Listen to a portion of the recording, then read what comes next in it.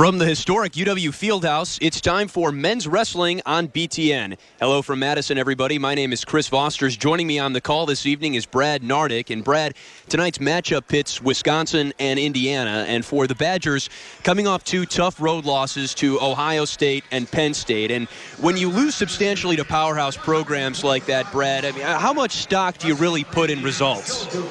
Chris, I think it's a matter of you look at the positive in the dual meet, you take notes, you go back and watch the film, and you look at what the Badgers did right, what the Badgers did wrong, and against teams like Penn State and Ohio State, those are some of the best teams in the country right now, and their programs are really developed. So, I think it's important to win the duel, but you go back and you take positives from those losses.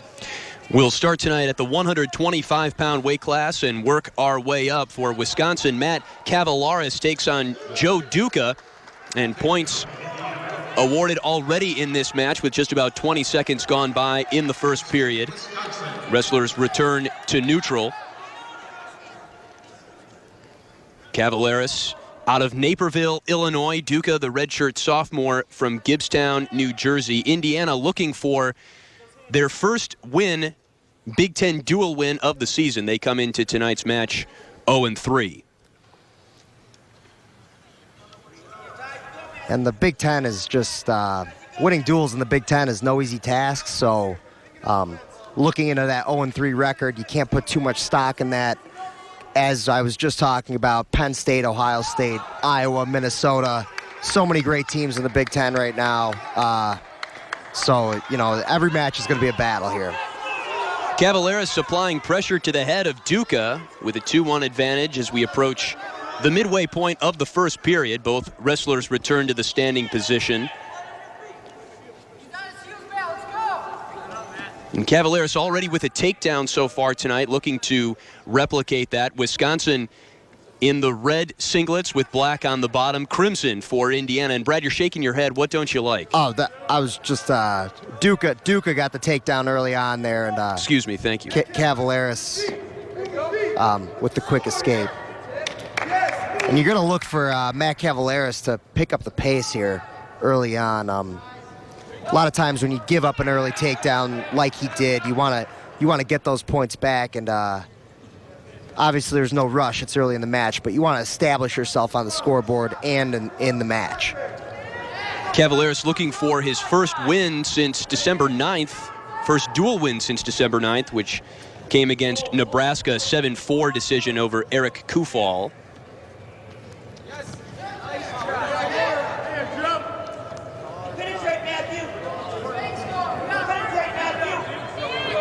And after some action early, Brad, there's a drop move there. Cavallaris, no points awarded. Oh, deep shot by Duca. And Duca will try and drop Cavallaris. He succeeds. 2 points awarded to Duca. That was a nice finish by Duca, getting Cavallaris off the mat and finishing hard there. And Cavallaris is doing a good job of not letting Duca get into his ride. Cavallaris is kind of keeping him on the defensive, you would say, and making it so Duca's not in a comfortable position. And the horn sounds on the first period. Duca picks up a late takedown to take a 4-1 edge over Cavallaris. And, this isn't a weight class that Wisconsin has done particularly well in so far this season, Brad, but you certainly hope for a better start to the match than 4-1 in the first period. That's definitely going down by 3 points into the second period. It's not an insurmountable lead, but you definitely, with those late takedowns, you look to get the late escape because every point in a match counts, and it'll be important for Cavallaris to get up off bottom here quick and get that 1 point escape. And we'll see if he does so. Duca was nice return. And now Cavallaris is on all fours, trying to work his way up to the standing position. Duca with the pickup tries to put down Cavallaris and does. Now Cavallaris will try and return to neutral, and there's the escape to Cavallaris. And that's a good job by both guys. Duca not giving Cavallaris any easy points, and Cavallaris sticking with what works for him and keep on working up from the bottom, and he earns his escape there before Duca gets the riding time advantage.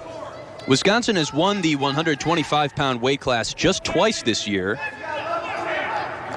as we approach the 1-minute mark in the second period.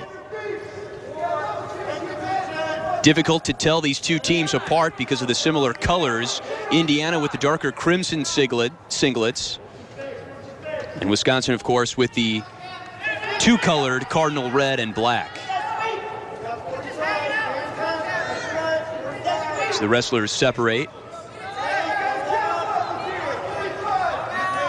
And with about 40 seconds left in the second here, if you're in Matt Cavallaris' shoes, you're looking to get a late score here. You want to get back in the match. A takedown ties it, and he's still very much in this match, but he needs to establish his offense here. Duca's been the aggressor so far. He's taken some nice shots, and you're going to look for Cavallaris to work for a takedown of his own here. Waning seconds of the second period, a close match between Joe Duca and Matt Cavallaris. Cavallaris briefly dropping to his knees. Final 5 seconds of the second period. And that'll do it. Cavallaris managed to narrow the lead by Joe Duca, and now really, Brad, correct me if I'm wrong, 2 minutes left in the final period. This match can still go either way. It's definitely very much still completely an open match here. 4-2 is not by any means an insurmountable lead, but Cavallaris is going to have to work really hard here in the third period. He's going to need 2 takedowns if Duca does get his escape here. Cavallaris will start in the offensive position and needs to prevent an escape by Duca to avoid going down by 3 points. He's got Duca by the knees right now, tries to drive him forward. And he decides to let him go there. He's looking to get on his offense on his feet now, and with about a minute and a half left in the match, you look for the pace to pick up. If you're Duca, he's looking to shut the match down, get one more takedown and put this thing away. And if you're Cavallaris, you're working to get those couple takedowns you need, send this thing into overtime, and really wear the other wrestler down. And some fake shots there. He's not really committing to anything quite yet. You got to be a little selective here not to make a dumb mistake and leave yourself open, similar to how he did there. Cavallaris spins out, almost had a shoulder blade on the mat. Now it's Duca in the crouching position. Great scramble there by both guys. Nice defense by Cavallaris, not to give him anything easy, but Duca does a good job of staying in position and coming to that leg. But that was a nice scramble by both guys there. And Duca adds 2 points to his total to now take a 7-2 advantage with just over half a minute remaining. Now Cavallaris with another escape. Nice job getting right back to his feet, especially this late in the match. And at this point... might be too little too late, unfortunately. I think it'd be you'd need a big move here. You'd need a 5-point move. Maybe a throw to his back, but Duca's doing a good job of staying in position and not really opening himself up too much, and he's exactly where he needs to be to win this match right now. And it appears that Joe Duca will do just that, picking up his first Big Ten dual win of the season in the process. He finishes off Matt Cavallaris for a regular decision, 7-3. And with the first match in the books, Indiana takes an early 3-0 lead.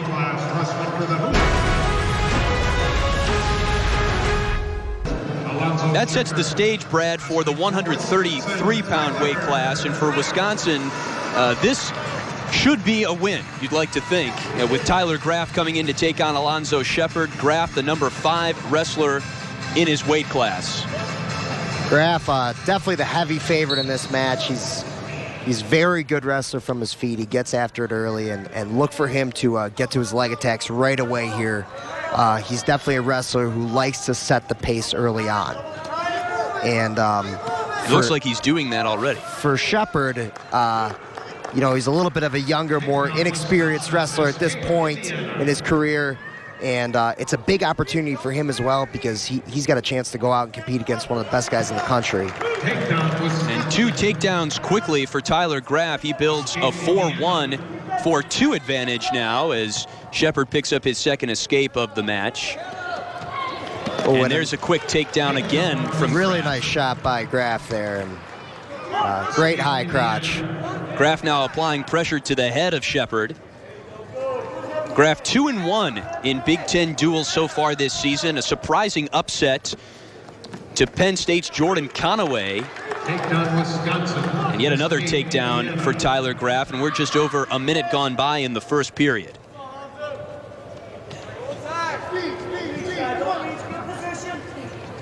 You see Shepard trying to stay in there and stay in position, but you know, when a wrestler wrestles at such a high pace like that, it's a little bit hard to keep up with him. And you see how Graff is on top of the head, and it'll be tough for Shepard to stay in position with all the pressure that Graff has coming forward, coming at him at all times.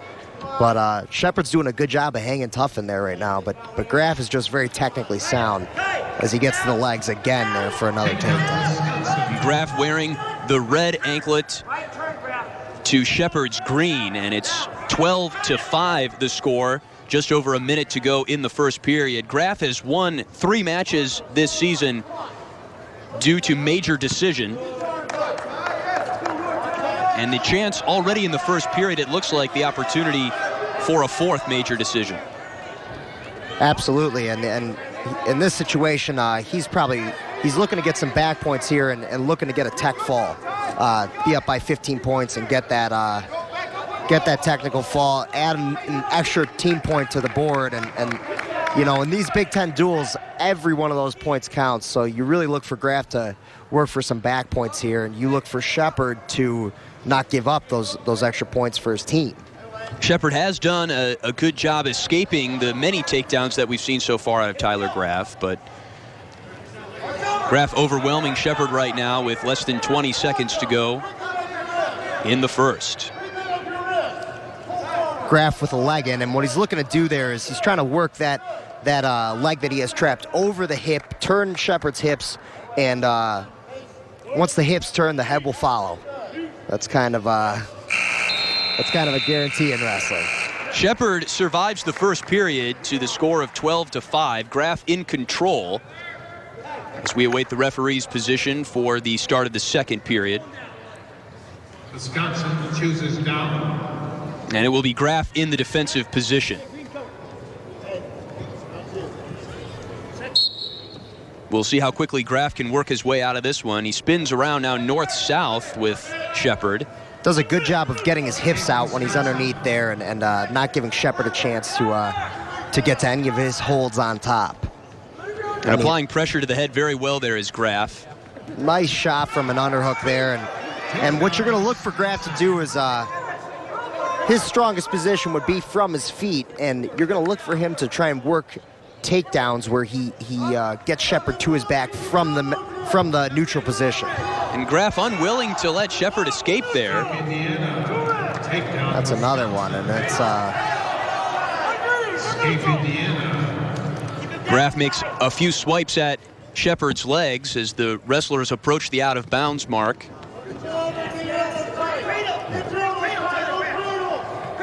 Coach is yelling for a cradle from Graff. Nonetheless, a takedown awarded. Now there's Graff applying pressure to Shepard's chin.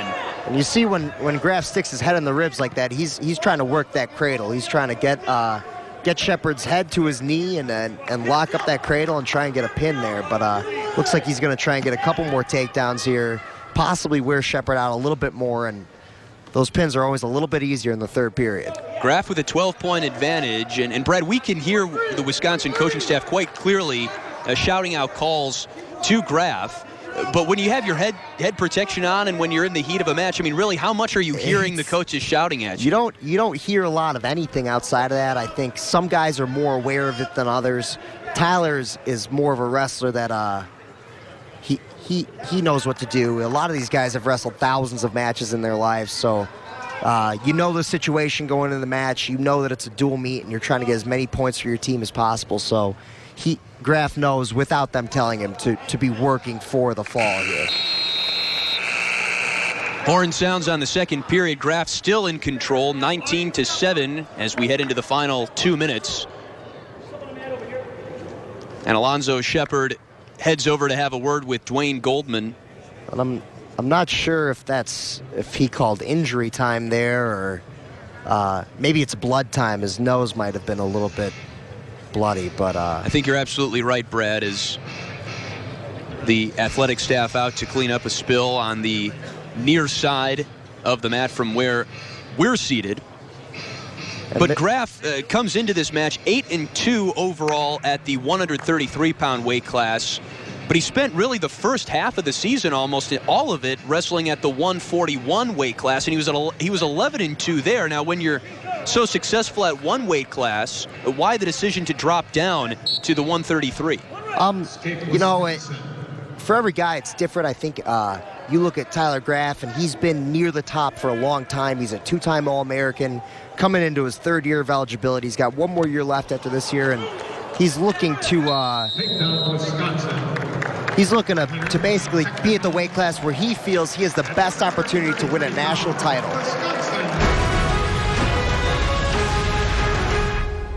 Well, and the new rule in college wrestling is that if you get a technical fall without any back points, it's only worth 4 team points, which is why it was so important for Ty to try and get some back points for the Badgers there, but he was unable to do it. Shepard did a good job of hanging tough there and not giving up any backs. And that adds an interesting element of strategy to a match, Brett, I would think, because even in a losing effort, you still have a say in how many points are scored against your team. That's exactly right. And you have to think that the Indiana coaches knew he was a little overmatched there, and you know, he did a good job of not giving up those extra points for the team. We move to 141, the matchup on the mat. Tom Kelliher for Wisconsin and Indiana's Eric Roach. Kelliher, a redshirt senior, Roach, a redshirt freshman. And it's really a family affair for Tom Kelliher. He's got a brother on the team. And a second brother, Craig, as a matter of fact, who also wrestles at Central Michigan. That's right. And Craig's a 174-pounder, so quite a bit bigger than Matt and Tom. Kelliher on top of Roach right now. Kelliher is doing a good job of keeping Roach's head down and stuffed underneath his hips, so he can't get the pressure up and can't finish that takedown, but a nice shot by Roach there. And Eric Lurkey, the lead official tonight, calls a stalemate. Wrestlers return to neutral with just about a minute gone by in the first. Kelliher, 2-4 dual record, overall record so far this season, 1-2 in dual matches and 1-2 in Big Ten duels. Roach has gotten a lot of experience at 141 this season for Indiana, 14-9 overall record. And a plus 8-point differential. And we see continued head pressure there by Tom Kelliher, as you mentioned earlier, Brad. Tom's doing a good job of using his length and trying to stay on Roach's head, but Tom moved up to the 141 weight class as a result of Tyler Graff moving down to the 133 class, so they essentially switched, and you could tell Roach is a little more physically filled out to fill the 141 weight class. Tom is still adjusting to the bigger guys he's wrestling, and you see both guys kind of have different approaches. Great takedown there. Kelliher uses a nice slide by to get behind Roach and bring him down to the mat for a 2-point takedown. We were 2 minutes into the first period before any points were scored in this, what had been a stalemate, and it's a 2-0 edge to Kelliher. Wisconsin leads in the match 4-3 over Indiana in this, the third weight class of the evening. And you see Kelliher trying to work that near wrist hold on top, and that's basically he knows that there's 20 seconds left on the clock, and he's looking to just secure the ride out here, go up and take a 2-0 lead into the second period. And if you're Kelliher, you wouldn't want to let an escape happen from Eric Roach, certainly at this stage of the first period. Absolutely not. You do everything you can to hold him down here and keep those hips planted to the mat. And that's exactly what happened. It's a good job by both guys. Roach does a nice job of not giving up any back points there at the end of the period, and Kelliher does a good job of keeping Roach down. And Kelliher will get in the defensive position to start the second period. As you mentioned, Brad, Kelliher also wrestled at 133. He had a 7-7 overall record at that weight class and had 2 wins in Big Ten duels as he spins around for the reversal. An artistic move there from Tom Kelliher extends his lead to 4 points. Nice job of just feeling Roach being a little over aggressive and trying to follow too hard. Tom got his hips out and went for the switch there, and that's just that's a good use of technique right there.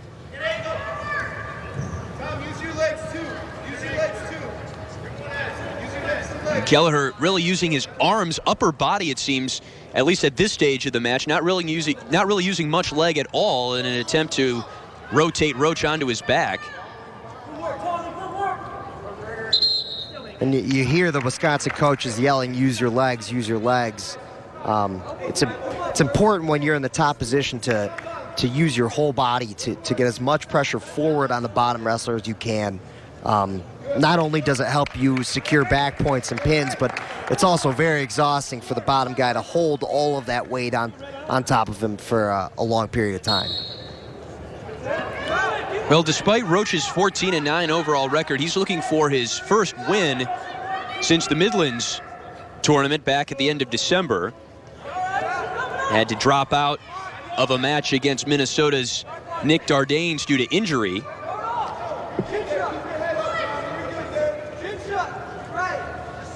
One of several Indiana wrestlers on the roster that have dealt with injury in one way or another this season. And it's a long season. You see guys get banged up all year long, and I know both teams right now are probably dealing with a couple guys being hurt and out. And, you know, it's always a sprint to the end of the year at this point. You've got about 50 days left in the season or so until Nationals, and you see guys coming back from injury or trying to avoid injury, saving themselves for that last big push at the end of the year for the NCAA tournament. And another stalemate called with 18 seconds left on the second period clock.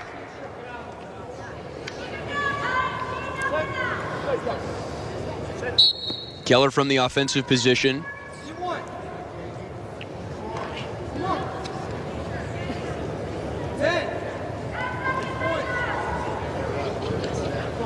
And it looks like for most of this second period, Roach has been in the position that he's in right now, Brad, crouched and not really willing to give up much of anything to Kelliher. You know, he's doing a good job of not giving up any back points or holds, but if you're the Indiana coaches, you're saying you got to get out from bottom here. You got to get your feet under you, make an attempt to come up to your feet, create a scramble, do anything you can to not just lay down there and get beat on from the bottom position. That's the most exhausting position in wrestling right there, is just having a guy wear you out on top. And you see Kelliher's completely offensive minded here. He's looking to get back points, and Roach, being in the bottom position, you know, it's important to stay offensive minded, and that's kind of a thing where you see a redshirt freshman, he's not quite as used to the intense mat wrestling of college wrestling quite yet, so you see him a little bit more defensive, inexperienced and defensive in the bottom position, and I'm sure they'll have to work on him with that after the match to tell him to make a little bit more of an attempt to get up from bottom and see a potentially dangerous call there. Stop the clock at 1:12 left in the third period. Roach a little bit slow to get back on his feet.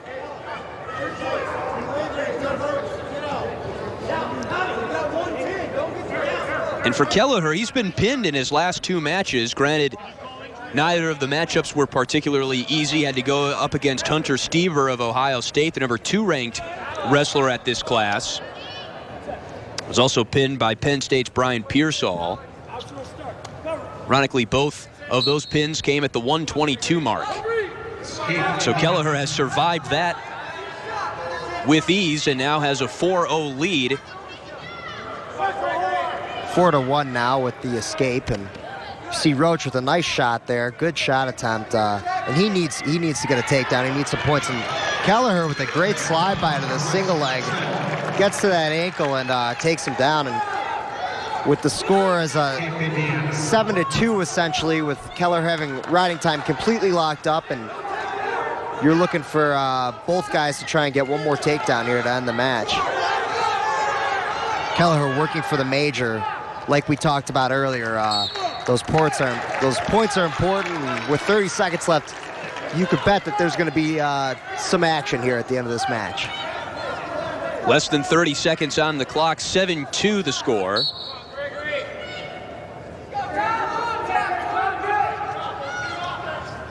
Wrestlers with their arms locked in the standing position. Roach straps down to a leg. And you see he's not really working to come up and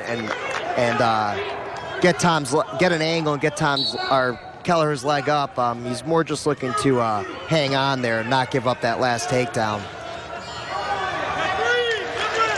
They've got a stall call.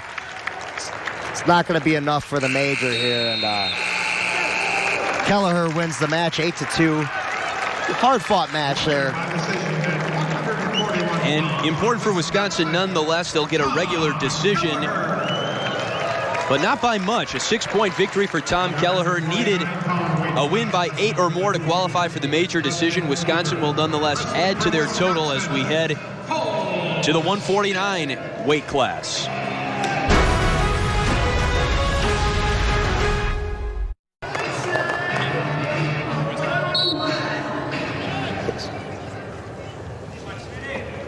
And at the 149 weight class, Cole Schmitt for Wisconsin against Indiana's Preston Keiffer.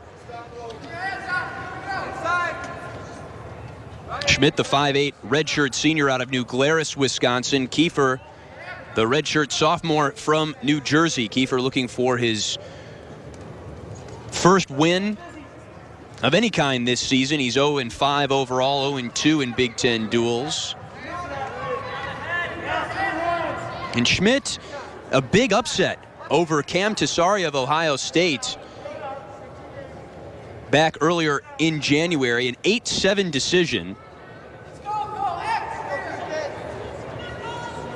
And a lot of times you see guys late in the year, they get a couple upsets under their belt and they start to get a little momentum going their way. And wrestling's very much a sport about confidence, and getting those upsets is big for any wrestler. You carry that for the rest of the season and really start to believe that you can be an All-American or one of the best guys in the country. So you expect Schmitt to come out pretty aggressive here, having that big win under his belt now for the season. You'd have to think he's got a lot of confidence right now, Brad. Really the only wrestler on this Wisconsin team outside of Medbery to go the weekend undefeated with wins over both an Ohio State and a Penn State opponent.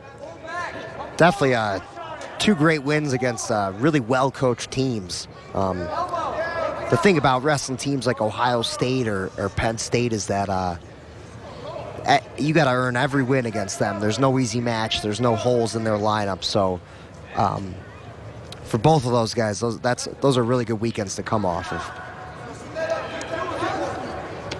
And both guys doing a good job of hand fighting hard here and staying in good position. Still no score, less than a minute to go in the first. Wisconsin with a 7-3 team lead over Indiana. Indiana took the 125-pound weight class by regular decision, and it's been all Wisconsin ever since. Schmitt has got Keiffer on one leg. Wrestlers grapple out of bounds. Great scramble there. Schmitt using a great snap down, comes to that near leg, and Keiffer does a great job of kicking out and facing him, and that was a nice flurry to go out of bounds there. And now 20 seconds left here. You look for, after those big flurries, for one guy to come out and really try and get back to a leg quick and get a quick takedown here before the end of the period. More hand fighting, as you said, Brad, in the two-leg position. That'll do it for the first period. That's a good first period for both guys. You look for those matches, you know, a lot of times you wrestle in front of a crowd like this, you want to get those jitters out. You want to have a big first scramble kind of just to get into a rhythm out there. Quick escape by Schmitt. Nice job of getting his feet underneath him there. Escape Wisconsin. And so 1 point awarded for the escape to Cole Schmitt. He breaks the scoreless tie in the early stages of the second period. Both of these wrestlers quite aggressive. If you look at Keiffer's match against Minnesota, he was up against number 5 Dylan Ness. Actually had a 6-3 edge in the second period before Ness picked up the fall. And Cole Schmitt earned his upset over Cam Tessari of Ohio State in much the same way. A quick takedown at the start of the match, and then some big reversals in the second and third periods respectively to hold on for the win. Wrestlers will return to neutral after the stalemate. 1:13 and counting left in the second.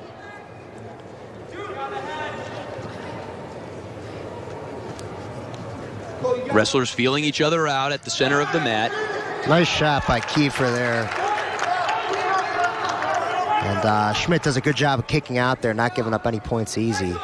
Both guys, with hand fighting, a lot of times I think you watch wrestling and it kind of just looks like a lot of standing around, but both guys are pulling on the back of their neck. They're trying to wear the other guy out, and it's definitely, you got a battle in there. It's definitely, they call it hand fighting for a reason, and it's definitely a way to gain some momentum and wear another guy out. And Schmitt in a good position here to score.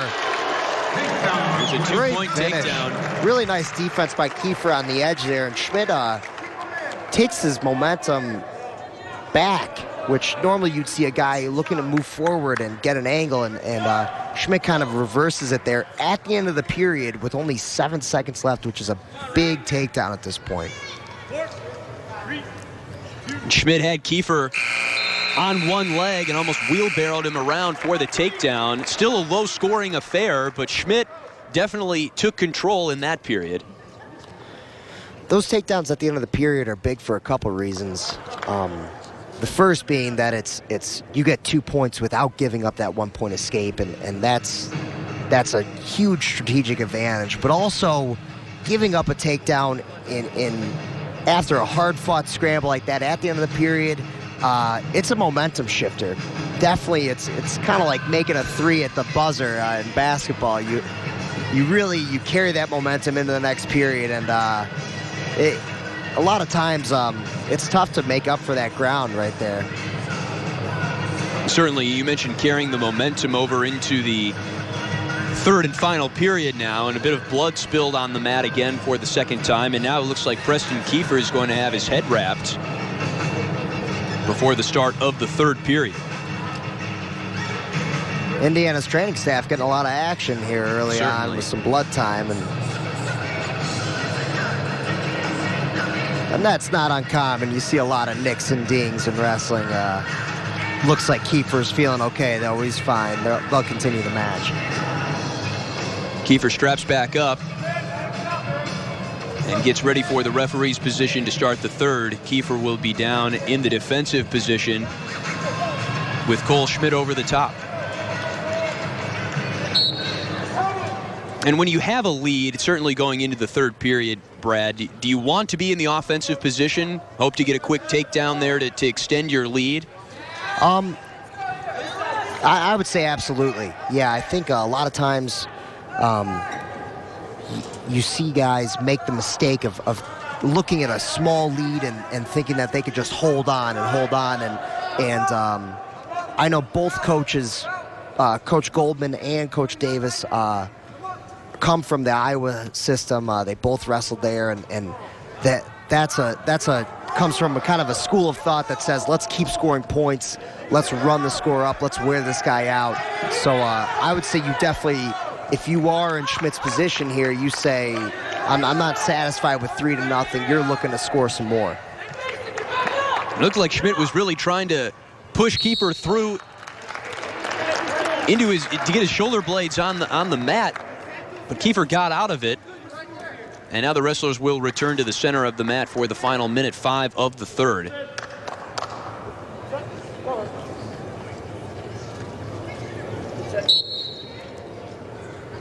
Schmitt does have a riding time advantage. He does have a minute 20 advantage right now, so barring a reversal or a takedown for Keiffer, that's going to be another point on the board, which in close matches like this, that riding time really does come into play. Cole Schmitt, perhaps his 6-7 overall record a bit deceiving. He was ranked as high as 9th in this same weight class last year. And perhaps now that it appears he's on his way to a 3rd straight match victory, he's kind of getting some of that momentum back that he had in last year's campaign. And just like we talked about earlier, that win over a ranked guy who's ranked ahead of you carries a lot of weight in the season, and you see him wrestling with a lot of confidence here. Puts in both legs, keeps Keiffer's hips on the mat, and with only 15 seconds left here, it's looking like it's going to be a win for Schmitt. From the offensive position once again, Keiffer almost turned around on his backside, but then gets back into all fours. Schmitt almost had Keiffer's shoulder blade on the mat. And unable to get the final takedown, Schmitt will instead pick up the 4th point for the time advantage, the riding advantage. And Cole Schmitt picks up Wisconsin's 3rd victory of the match, increases their lead to 10-3 as we now head to the 157-pound weight class.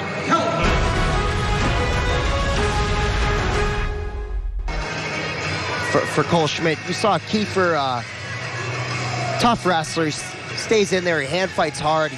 Schmitt had to earn every takedown there, and but still came out on top. And this is an interesting matchup here. Taylor Walsh comes into this match, and he's the Indiana wrestler. He's a very funky wrestler, you could say. Great on top, and has a lot of moves, some dangerous moves from his feet. Really good at putting guys to their back from his feet. You see how much longer he is than the Wisconsin wrestler. So it'll be interesting to see how that factors into the way they both approach this match. Kalvin York, the wrestler for Wisconsin, with the knee brace around his left knee, and York picks up the takedown over the 12th ranked Walsh with just over 30 seconds gone by in the first period.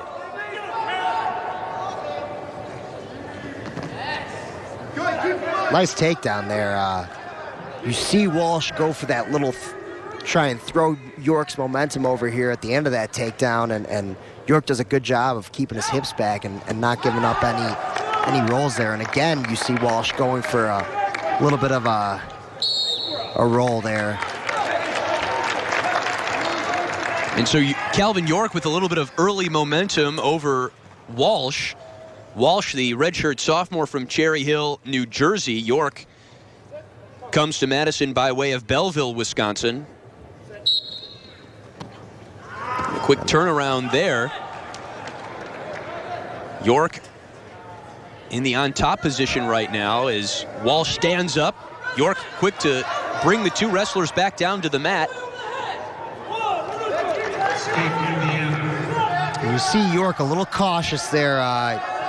You see Walsh go to reach back and try and lock up a throw, and York does a good job of getting his hips out and not letting Walsh use any of those big moves. And you could expect to see him attempt some more of those types of that type of technique in the rest of this match.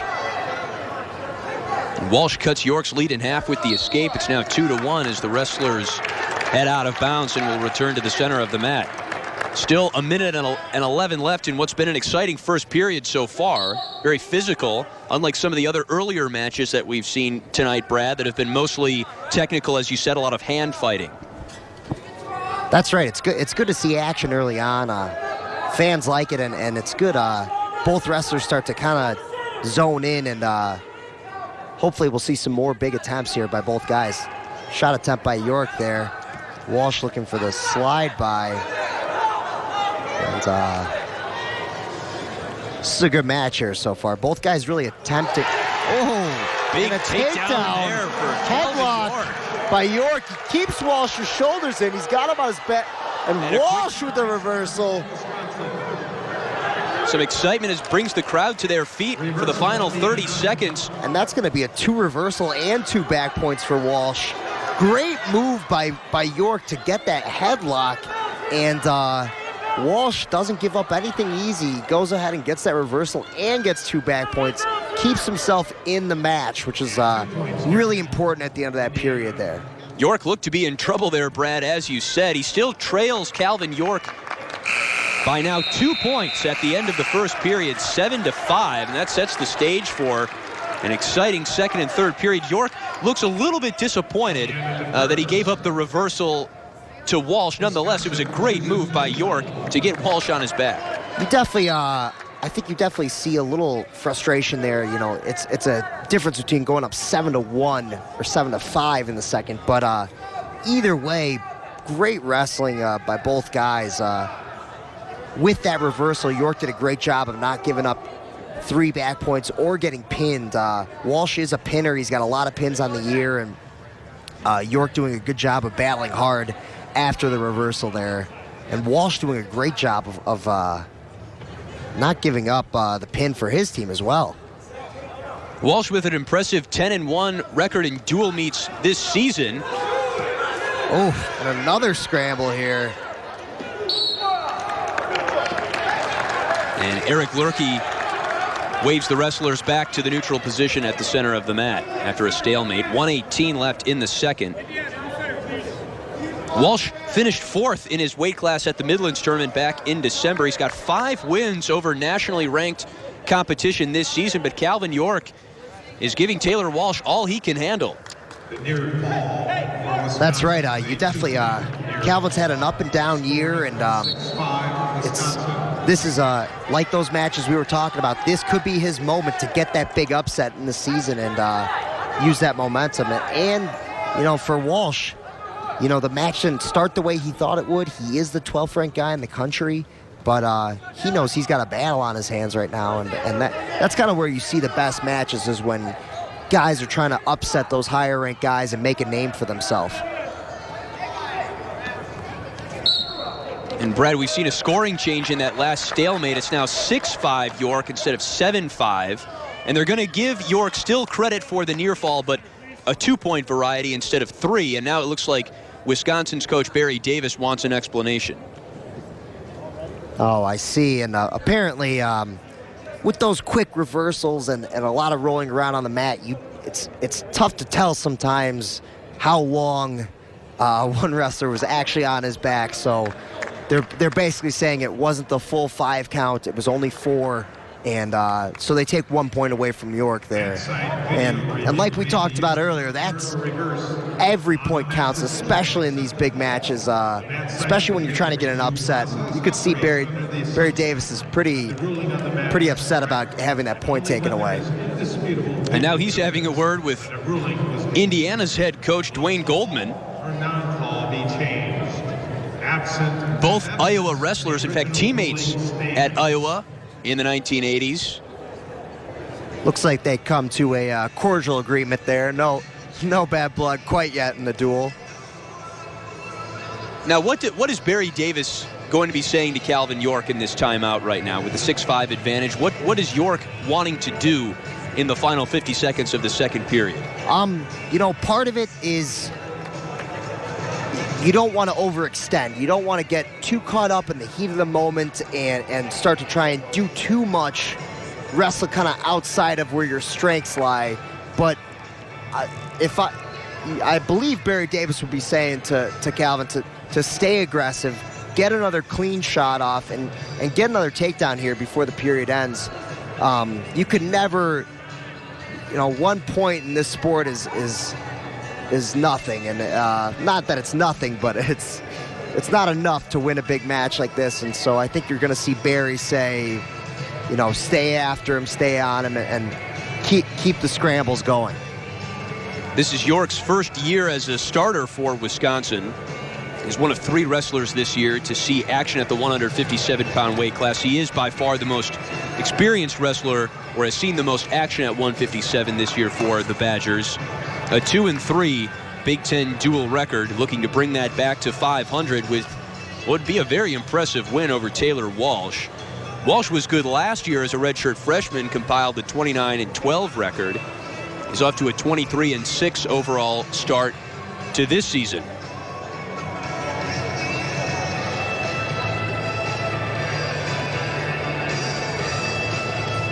See both wrestlers kind of looking at the scorers table, waiting to see what the final call will be. And I think at this point, both guys, they're kind of saying, let's get back to it here. We've got a good match going, and you know, they're both anxious to get back and get wrestling. About halfway through the match here. As you said, halfway through the match, this match got off to such a fast start, really punctuated by the series of takedowns and then reversals that we saw on the far corner of the mat. And now, by wrestling standards, this is a pretty long break in the middle of a match. Absolutely. Be interesting to see where both of these wrestlers are at. York looks to be a little anxious as he's pacing the mat right now. Walsh seems a bit more relaxed, or maybe even impatient. You know, and in this type of situation, you know, you see a guy who's higher ranked give up some big points early, and the you know, York is looking for the upset here, and he's probably a little anxious because he's saying, you know, he doesn't want Walsh to have a break, get his bearings back. He wants to keep the action going. Now Walsh has had a chance to reset, not only physically but mentally would be the big thing there, and go talk to his coach for a second, calm down for a second, and we'll see how fast they pick up the action here and try and get back into that great rhythm that the match had in the first half. With some hand fighting going on as we approach the 30-second mark in period number 2.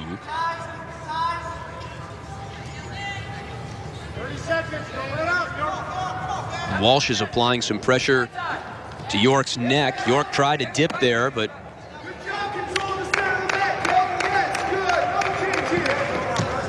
oh, and Walsh with a slide-by attempt. Nice job there. York does a good job of staying in the middle.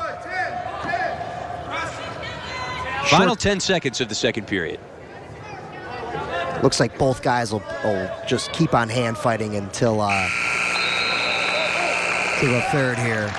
And that's exactly what they'll do. An exciting 2 minutes upcoming between Taylor Walsh and Kalvin York.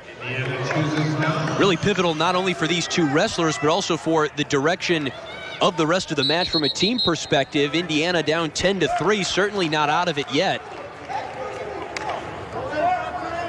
And it will be Walsh in the defensive position for IU.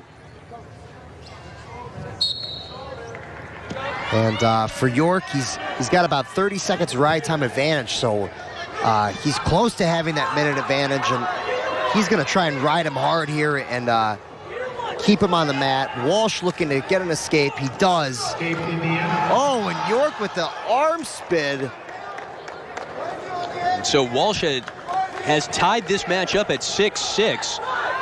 But as you mentioned, York with a 42-second riding time advantage. Now he'll need to get to 60 in order to earn that extra point. So as of right now, this match is still deadlocked at 6 with both wrestlers in the neutral position. That's right. In most cases, I would say, you know, the next takedown probably wins the match, but this has been such a crazy match so far. I think you really don't know what's going to happen here until the very end.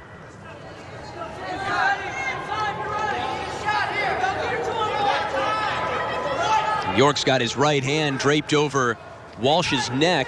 Walsh tries a stab move with his right leg. Final 65 seconds of the third period. Walsh with his heels on the white stripe. And so the Wisconsin coaches right now are yelling that Walsh has to work back in bounds. They're saying he can't play the edge like that because late in the match, a wrestler kind of sits on the edge and you hear the other team's coaches yelling, you know, we want to wrestle in the center of the mat here. York with a nice shot attempt there, but Walsh is very tough to score on off of those leg attacks. Walsh almost wanted to drop down to all fours quickly there out of the neutral position. 40 seconds left. Still trying to bend York down. York staying in the 2-point stance.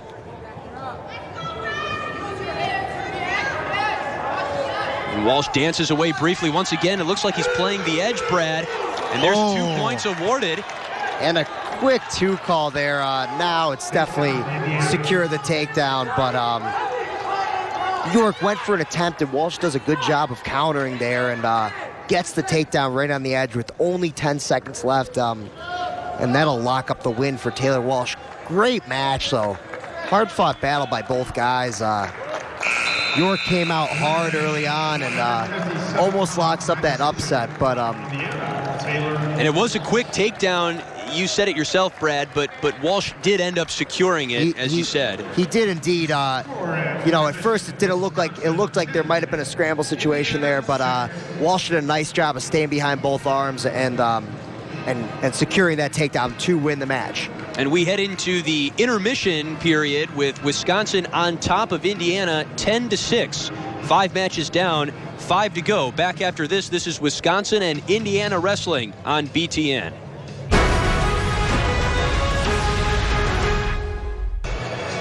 Welcome back to Madison, everybody. Intermission is almost over in this Big Ten wrestling matchup between the 20th-ranked Wisconsin Badgers and the Indiana Hoosiers from the Fieldhouse in Madison, Wisconsin. Once again, my name is Chris Fosters, joined alongside Brad Nardick. Looking at the first 5 matches, Brad, of this Big Ten duel, Indiana takes the first and the last by regular decision, and the Badgers take the middle 3 weight classes, 133, 141, and 149.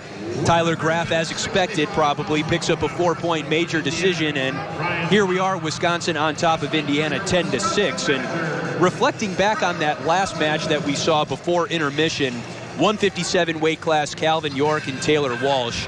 That was really an exciting match. Taylor Walsh winning it with a late takedown, 8-6.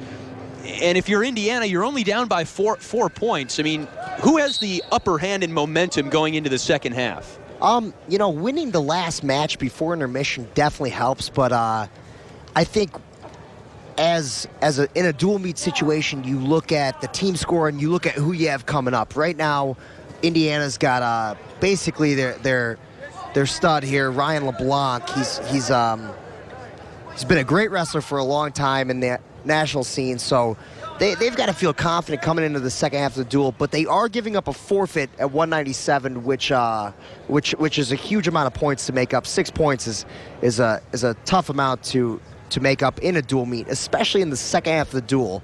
So I think you could say that Indiana has the momentum right now, but the Badgers do carry a 10-6 lead, which is a good amount of team points at this point. And with the forfeit at 197, you can, even though we haven't gotten there yet, you can effectively say Wisconsin has a 16-6 edge. Now in the 165 battle between Wisconsin's Frank Cousins and, as you said, one of Indiana's studs, Ryan LeBlanc, who comes in as the number 11 wrestler in his weight class. And these middle weight classes that we're in right now are the categories, or the classes, I should say, where Indiana has the edge over Wisconsin and the opportunity to make this a close match. Wisconsin, however, has got Tyler Graff at the light end of the spectrum, and then also, of course, Connor Medbery at the heavyweight side. So Wisconsin more with some bookends. That's where they usually rely on their points. And it's obviously you want a complete lineup, but it's nice to have an exciting heavyweight and exciting early weights. It kind of gets the momentum going, and a lot of dual meets, you see it come down to that last match. Connor Medbery has won a couple duels this season by securing a victory for the Badgers in that last match, so we'll see if it comes down to that type of situation here, but Indiana's definitely pretty stocked up in the middle here, which you see a lot of those guys, the 165, the 174, the 157. You know that they're training together, and it's kind of an iron sharpens iron situation. They grow together, and so you see the bulk of their ranked wrestlers in the middle of their lineup. So for Cousins and LeBlanc, largely a technical match thus far in the final 30 seconds now of the first period. Cousins at one point had LeBlanc a parallel to the mat. But other than that, now we're seeing some action here in the later stages of the first. Still no score between Cousins and the 11th ranked LeBlanc. Tough wrestling here by both guys. No one's committed completely to a shot yet. You did see Cousins almost lock up that body lock but LeBlanc, very experienced, does a great job of wrestling out of there. And Cousins, heels on the edge right now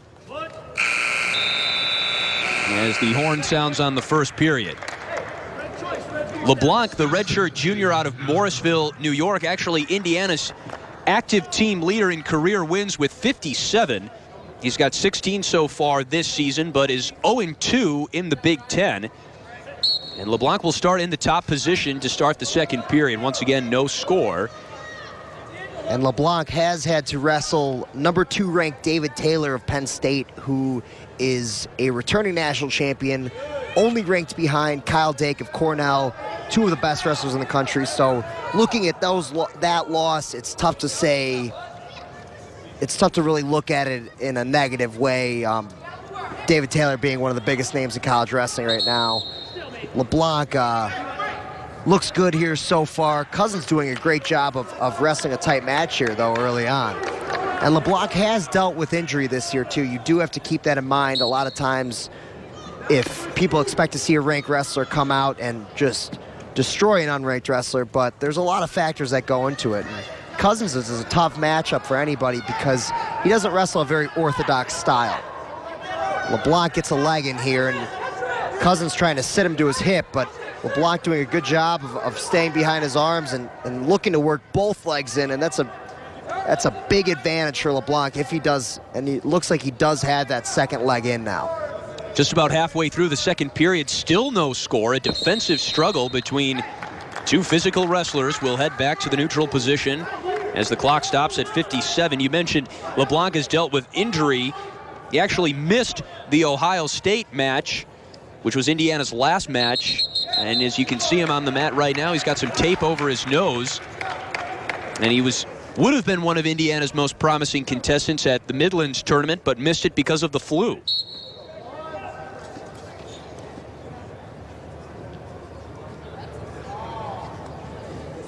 You see LeBlanc come out to the side and just lock up, had an arm lock there from the side, and he's looking to get a turn, and Cousins doing a nice job of getting his hips almost out there, and we see a little bit of a scramble here with 30 seconds left in the period. Cousins looking to turn in and get his hips up, and LeBlanc looking to just keep those hands locked and keep that leg in there and kind of hang on and hope for a stalemate. Now, Brad, LeBlanc has his hands locked, and it's not legal on the mat, but am I correct? Well, when you have the head and the arm trapped with the hands locked around both, it's okay, but you can't lock the hands around the body at any point, or just around an arm, or just around the head. That's one of the few cases where it is legal on the mat. 11 seconds left in the second period. Looking ahead to the third period now, Brad, provided there's no more scoring. Cousins in the 4-point position. Man almost stood up with LeBlanc on his back. And that'll do it for the second period. Still no score, but if you look over at the scoreboard, Brad, it looks like LeBlanc has a 2-minute advantage in riding time, which would give him a 1-point lead if the score is still scoreless when this match ends. Unless Cousins can ride him for more than a minute here, which I believe he'll try and do, he'll need to break this riding time, and LeBlanc does a great job of coming right to his feet and getting that escape. You see Cousins try to dive to the ankle there, but decides to, LeBlanc's too much, gets the escape, and now he's essentially up 2-0, which means that Cousins would either need a takedown and to ride it LeBlanc out for the rest of the match, or a couple takedowns. Nice shot here. Nice defense as well by LeBlanc, getting his hips back, but Cousins doing a good job of working towards that angle, getting the leg off the mat, keeps his hands locked, picks LeBlanc all the way up the mat, comes through, gets the takedown.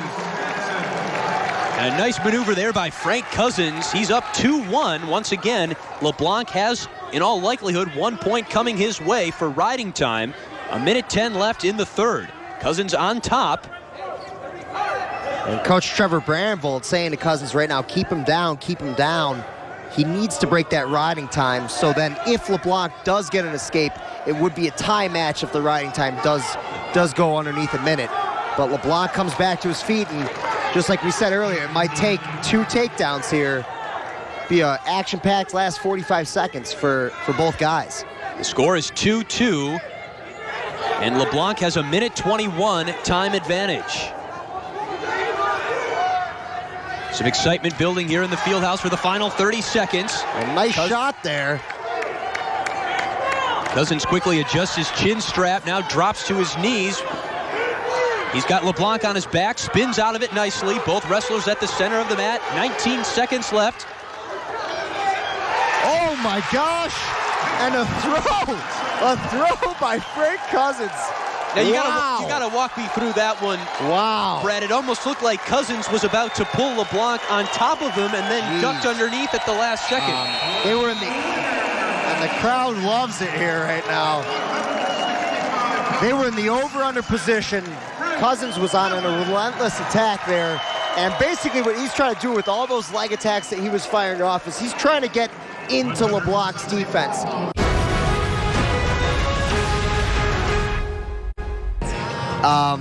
And a great match.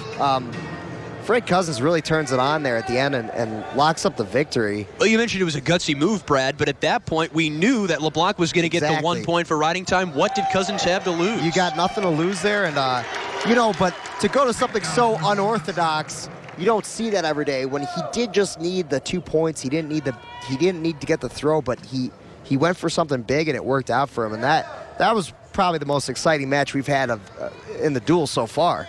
And a big regular decision for Wisconsin. They've got a 13-6 lead over IU now at the 174 weight class. This pits Scott Liegel for Wisconsin, who's on top right now, and Cheney Dale. Dale, a redshirt sophomore from West Point, Indiana. You saw how quick Liegel came out there, and no doubt that has a lot to do with Cousins' victory. That exciting big throw at the end of the match, then you see your teammate win that match. Even if you're getting in the zone before, you see the guy before you wrestle a little bit, and it fires you up, it gets the crowd into it, and you see he came out quick and took that momentum from that last match. And Liegel's got an interesting story, Brad. Obviously wrestling at 174. He's got a 10-12 record at the 174 weight class, but he's 11-12 overall. Wrestled up at 184 for the match against Michigan, and it proved to be a brilliant coaching move by Wisconsin as Liegel won at 184 and really keyed a Wisconsin comeback in the win over Michigan that was right here at the Fieldhouse. That's right. The Badgers needed to win the last 3 matches, and they took the chance of bumping Liegel up in hopes of getting a win there with their starting 184-pounder hurt, and Liegel stepped up and did a great job, won the match in very close fashion, and now he returns to his normal weight class of 174, where he's had some ups and downs this year, but very tough weight class in the Big Ten. I believe 8 of the top 10 wrestlers in the country are from the Big Ten right now at 174, so it's a battle in there, and every match counts, especially at those weights where you could get an upset at any point in time. Liegel got Dale on one leg and took him to the mat for his second takedown of the first period. Now has a 4-1 edge. You mentioned what a tough weight class 174 is in the Big Ten. Liegel's last match or last bit of action against Ohio State, a 6-1 loss to Mark Heflin, who's number 7. So certainly not an easy matchup for Liegel there. And that was coming off of a 12-8 loss to Matt Brown, who's also a top 10 guy, and definitely a tough weekend for Liegel on that road trip there. But you take those losses against those top guys, and you that's the best time to make those adjustments, because you really see where you need to work against the best competition in the country. And Liegel does a nice job that first period, gets 2 takedowns, rides Dale out for the remainder of the first. Dale has been Indiana's only starter at 174 this season. He's coming off back-to-back pins. He was pinned by Logan Storley of Minnesota and Matt Brown. You mentioned him earlier, Brad, from Penn State. Storley, the number 2 wrestler at the time when he pinned Dale. So, boy, the list just goes on and on of top-ranked wrestlers in the Big Ten at this weight class. Liegel once again had Dale on one leg and picks up his 3rd takedown. Another nice shot there. doing a great job of getting to his leg attacks. You don't always see those really crisp, clean leg attacks where you get in so deep and you're still on your feet. And Liegel's had a couple of those this match, so he's doing a good job of dropping his level and getting below Dale's defense and getting to those clean shots. And it's Liegel on top right now, trying to work his arm under the chin of Dale, right on the out-of-bounds line with a minute to go in the second period.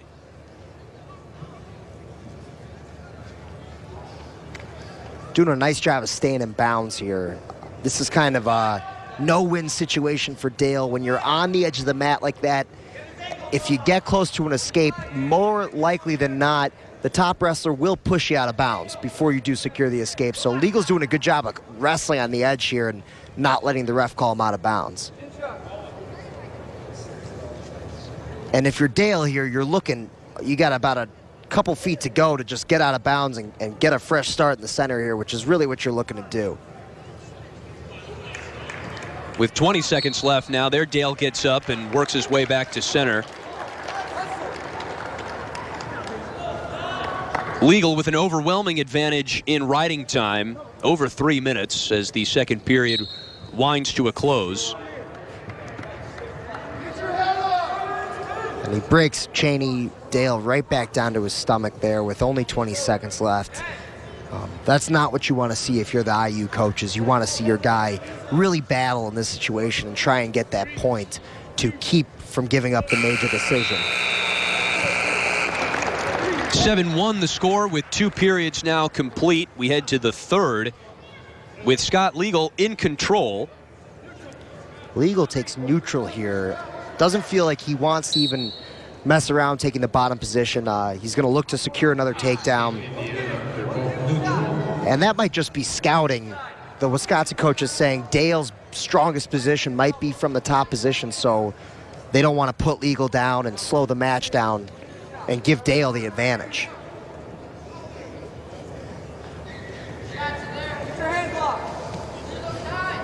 Wrestlers locked on the Wisconsin W right now for the final minute and a half of the third. An escape was awarded to Dale a few moments ago, making it a 7-2 contest, but Liegel picks up a takedown. Stole a quick glance over at the scoreboard, I think, to see how much more he needs to do to get the major decision. That's right, and you see him let Dale up, and he picks up the pace right away, looking to get that major decision for his team. Knows that extra point's important at this point in time. 6-point edge right now for Liegel. He's got to get out to 8 if he wants the 4-point victory. You see Dale doing a good job of staying in those tight ties. Doesn't want to give up another takedown here late. See, he's keeping his stance very low. His head defense. Oh, and Liegel with a nice shot to that high crotch. Comes around, splits those legs, and nice finish there. Really nice finish. Another takedown for Scott Liegel, who started this match fast and has really kept his momentum from periods 1 through 3.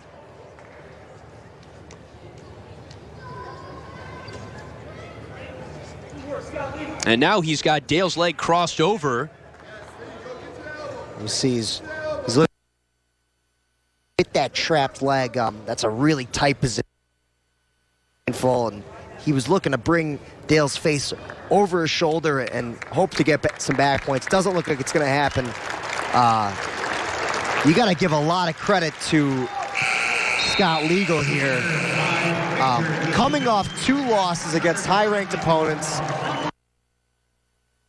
He wants to kind of erase that from his mind. He comes out flying right away, gets a major decision over a guy who, on paper, they were more evenly matched than you thought that match would be there.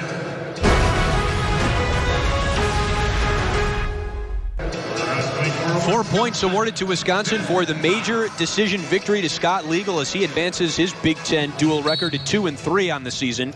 It's 17-6 Wisconsin as we move up now to 184. Sheridan, the sophomore, true sophomore out of Concord, California. Ben Cox, the 6-foot redshirt sophomore from Minnetonka, Minnesota. And Sheridan with a big tattoo on his right quadricep. Looks to be a lion, maybe, or not sure what that is at this point. Something with a mane, definitely. Stalemate. And Cox is bumping up. He started the year at 165 for the Badgers. Bumps up a couple weight classes due to Dylan Akowski getting injured. And you could see that Sheridan fills out the weight class quite a bit more than Ben Cox does at this point. Definitely physically imposing so far, but hasn't mattered quite yet in the first. 84-pound weight class. Ben Cox weighed in an hour before the match at 175.2, so well below the 184 limit, but wouldn't have qualified for 174 either way.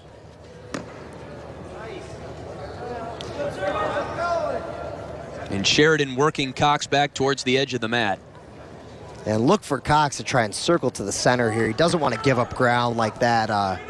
Sheridan kind of pushing him around as up to this point, but as you said, Cox did weigh in at 175, clearly making an effort to get his weight up to wrestle and compete in this weight class, but you see these big 184-pounders, and this is kind of a great weight class in wrestling, especially this year, very deep weight class, and you see a lot of guys who are not only big and strong, but also quick and athletic, good athletes. It's a fun weight class to watch.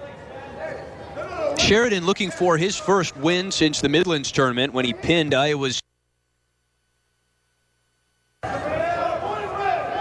He's 0-3 in Big Ten duels this season, as is Ben Cox. And Sheridan's coming off a couple tough matches against Delago of Illinois and Steinhaus of Minnesota. Steinhaus, one of the best guys in the country right now, an absolute. Sheridan only lost by a major decision there. And Sheridan drives Cox back. Will return to the center of the mat. 43 seconds left in the first. Indiana will forfeit the next weight class, 197. A little half shot attempt there by Cox, and you could tell bumping up to the bigger weight class, a little hesitation diving all the way in on those shots. You don't want to have the big body down hard on your shoulders, on your head, kind of beats you up and wears you out. So he's being a little bit more selective with where he tries to find offense in this match so far. Cox thought a couple times about reaching for the leg of Sheridan. Now Sheridan drops to one knee at the edge of the far side of the mat, right by Indiana's bench.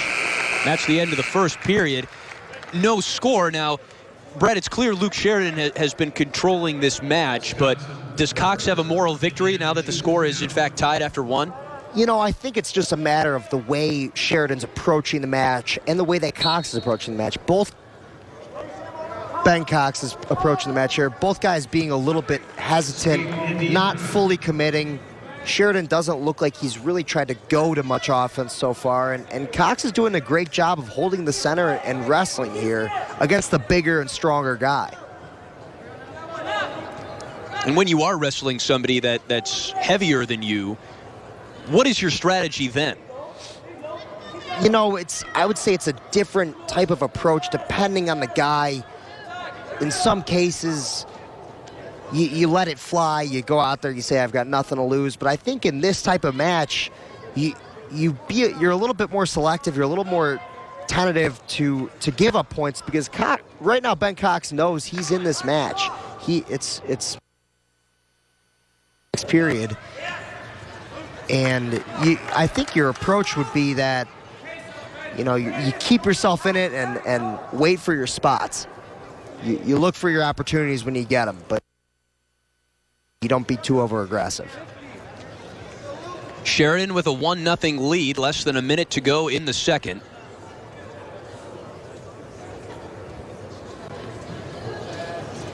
As Cox will try and work back towards center, Sheridan driving him the other way.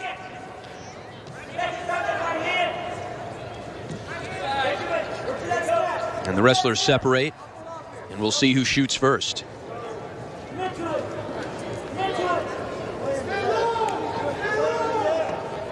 I'm a little surprised here that you don't see Sheridan being more aggressive, having known that Ben Cox is jumping up a weight class. You'd think he'd come out a little. This is his weight. He's the more dominant guy at the weight right now, but he hasn't really made a solid offensive attempt, and that, I would say, that plays into what Ben Cox wants in this match. Sheridan takes a 1-point advantage to the third period, and it's interesting you mentioned your questioning of Sheridan's strategy, Brad. Right as you said that, Dwayne Goldman, the head coach for Indiana, had shrugged his shoulders, arms out, palms up, as if he almost didn't really understand Sheridan's strategy either. And now you see Sheridan on top, where this is a position where the mat wrestling, that's really where you see the weight difference show itself, I'd say. You see Sheridan's got the bigger hips, and he's working Cox's arm over his head now, looking to get a power half. He has both legs in, and it's exhausting for the smaller guy underneath there. Look for Ben Cox to get his feet underneath him and try and get a quick escape here before he gives up the minute advantage riding time. And Sheridan's not quite there yet in the riding time advantage, working his way over 30 seconds now as he's adding to that total as we speak in the top position over a crouched Cox. Sheridan working over the top of Cox right now, trying to push his hips towards the mat and rotate Cox over. Got the legs split, as you say, Brad. And he's in a really good position here for Luke Sheridan. He's got Ben Cox exactly where he wants him at this point. Hips are flat to the mat almost. Ben's head is underneath him. It's tough to get beat up under there, and the thing that they say in wrestling about being in these types of spots is that it's a multiple step process to get up from the bottom when a guy has both legs in. You have to get him out one at a time. You have to get your hips back. You got to get your feet underneath you, and that takes time. It takes effort. So it's not as simple as just standing up from that position, which is where Sheridan is doing a great job of winning this match, essentially, for the Hoosiers. Sheridan briefly had his legs wrapped around the midsection of Cox. Period. Sheridan physically controlling the third and final period of this match, not high scoring. Got to give Cox credit for hanging in there. And Ben Cox does do a good job of not giving up any back points. You see he's kind of gotten beat up a little bit on bottom there in that third period against a bigger wrestler with more experience at the weight class. Nice win for Luke Sheridan. And tack 3 points on to Indiana's total, 17-9. But this is definitely the match of the night here. We've got Adam Chalfant, currently ranked. They've got him ranked as number 13. I believe 13, and Medbery's ranked around 10. 11. And it depends on what poll you're looking at, but these are really interesting matchup. Two guys who aren't the biggest heavyweights, but Chalfant was a football player for Western Kentucky, and he was an all-state football player in high school. So was Connor Medbery from Loveland, Colorado. They're kind of more, it's not going to be as much of a pushing match as you'd normally see. I think you're going to see a lot of offense and a lot of strength out there right now. Some really athletic big men on the mat right now. So this is a great match. The match that has been highlighted going into tonight has been saved until the very end. Two heavyweights on the mat at the Fieldhouse, the 11th ranked Medbery and the 13th ranked Chalfant. Wisconsin 23-9, the advantage in team points. So regardless of what happens on the mat, Wisconsin will win this match. The only question is by how much. And at this point, both guys know that the duel does not matter at this point. It is over, and this is a victory for either guy that They're looking at seeding in the Big Ten tournament. They're looking at national ranking. There's a lot of implications here for the rest of the year. It's momentum. It's figuring out which one of your Big Ten rivals, what his approach is to a match. And you see both wrestlers kind of feeling each other out early on. And I think that's pretty common in these highly ranked heavyweight matches. A slow start to the first period, as you said, as we approach the halfway mark. Just over 1:30 to go. Medbery, the redshirt freshman from Loveland, Colorado, as you mentioned, Brad, and he actually went to the same high school as Tyler Graff. Two of Wisconsin's premier wrestlers from the same high school, an anomaly, according to Barry Davis. Especially because Colorado isn't really known as a wrestling state necessarily. It's obviously gotten a lot better, but a lot of the hot recruiting states are more East Coast and Midwest states, so there must be something in the water there in Loveland. Clearly. Because both of these guys are very hard workers and have both done a great job for the Badgers this year. You see Chalfant staying in a low stance. He's very strong, very physically matured, staying in a low stance and not really letting Medbery get below his level to his leg attack. Both guys firing shots off angle. It's more of a straight-on match so far.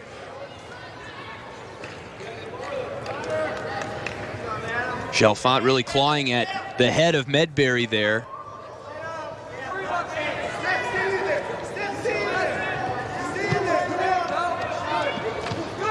Medbery, a very impressive season. Of course, Chalfant as well. More on him in a minute, but Medbery undefeated in dual matches this season. A 9-0 record, 5-0 in the Big Ten, and he's knocked off a lot of ranked opponents along the way, trying to make Chalfant his latest victim.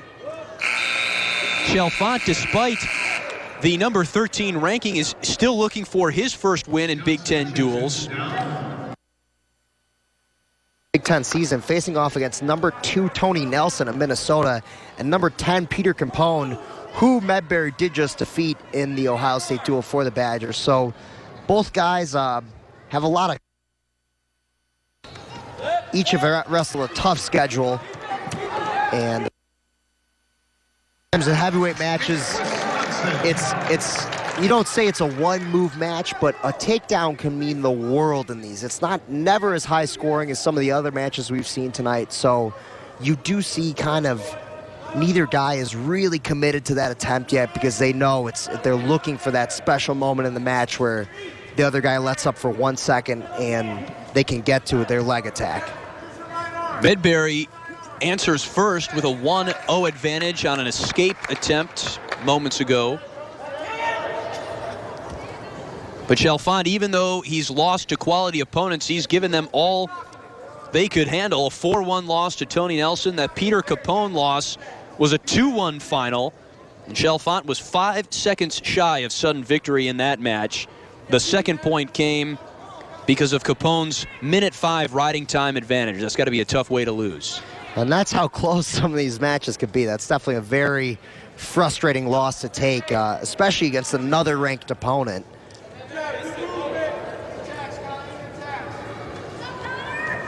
You see Chalfant really hanging on Medbery's head here, looking to wear Medbery out.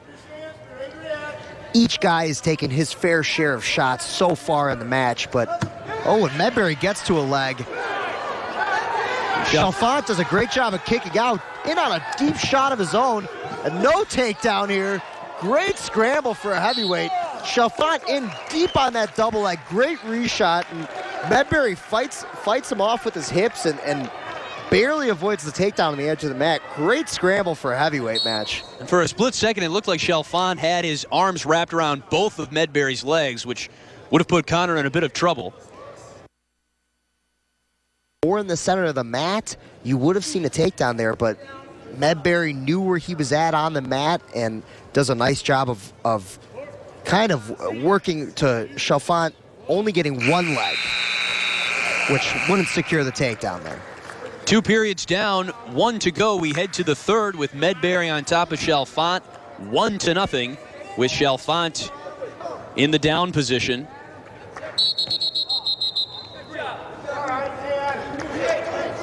False start there. You see Chalfant try and really explode out, and he just jumped the gun a little bit there. And Wisconsin's coaches are saying to Medbery to try and keep him down and ride him here. Won't be able to do so. Chalfant too strong on bottom, just very explosive. Medbery in on a deep shot. Chalfant throws it by. Medbery, he is behind it, but he hasn't returned Medbery to the mat quite yet. Great scramble here.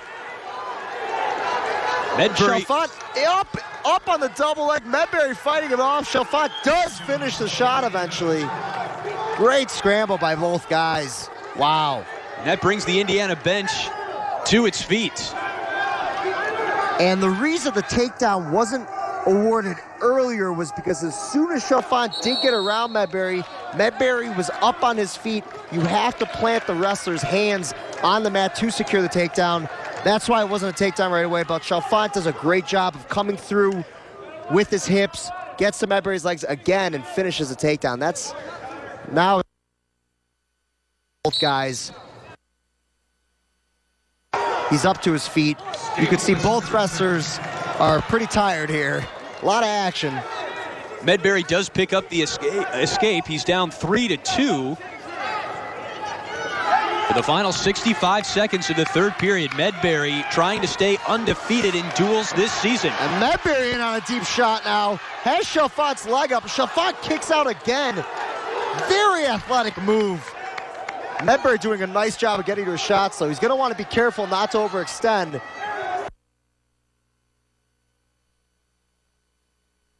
35 seconds left. This is a great match. Both wrestlers gassed, as you said, Brad. Ooh, high crotch attempt. There's a stalling call out Chalfant, and that's definitely, and a takedown. Medbery picks up 2 huge points as the clock winds under 30 seconds. And that's the biggest move he could have made. He got the takedown, and he had Chalfant in a dangerous position. He went through with it. With only 15 seconds left, he takes the lead, and that's a great match. Connor Medbery picks up 2 huge near-fall points to push his lead to 6-3. That's the end of the third period. And left in that match, Brad, Connor Medbery didn't have the momentum, and he suddenly seized it in dramatic fashion. The last match doesn't disappoint. That's exactly right. He didn't have the momentum at all. It was really in Chalfant's hands, and Medbery didn't let up for a second. Saw an opening, took the chance, and then secured the 2 back points to lock up the match, which is very rare in any situation with only 20 seconds left. Medbery a perfect 10-0 in duels this season, and he does so, picks up the 10th win in thrilling fashion. A reminder, this copyrighted telecast is presented by authority of the Big Ten Conference and may not be reproduced or retransmitted in any form. And the accounts and descriptions of this game may not be disseminated without the express written consent of the Big Ten Conference. For Brad Nardick, my name is Chris Foster's. Final score, Wisconsin 26, Indiana 9. This has been Men's Wrestling on BTN.